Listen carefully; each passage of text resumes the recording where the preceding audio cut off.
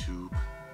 You know, very often I'll make a video on a subject that it's not necessarily something I believe or know to be true. I think all topics can be and should be explored, okay? So nobody be offended by what I'm about to say. It's just conversation, okay? I'm gonna suggest something to you now. That what if religion is all made up? It's all poppycock. We have to go deep back in time and look at the motivations of people, perhaps. Like, if they were gonna come up, concoct these stories as a way maybe to control the masses, they would have to be pretty thorough, rules to follow for the living, and perhaps an afterlife, would be concocted.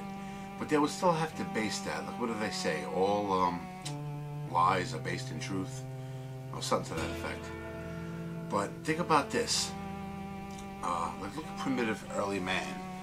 The idea of one God and demons, or many monsters and demons, that could be a direct result of our sun and moon.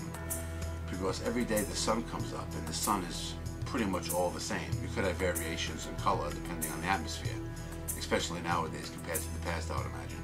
Maybe in the old days, it pretty much looked the same every day. Now our atmosphere has been polluted and stuff, and I don't know, different times of year can affect the color too, the distances from the earth and all that kind of stuff. But the moon, when the moon comes up, it's different. Sometimes it's a sliver, it could be a quarter moon, an eighth of a moon, a half a moon, it could be a full moon, So you can see primitive man not realizing it's the same moon, just in different phases or stages.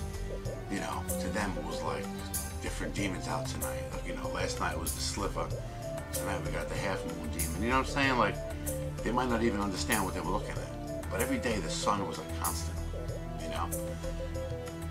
And you also have to take into account people's personal experiences.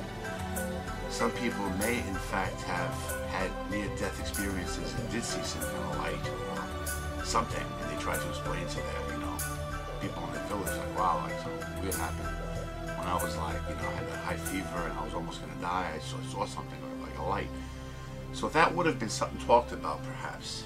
And the people that made the Bible would have had to have maybe used that, if it's all fake religion, like to explain, oh, when you die, if you're good, you're going to go to an afterlife. You see? They got to put the truth with the fake. But here's what I'm suggesting now. What if?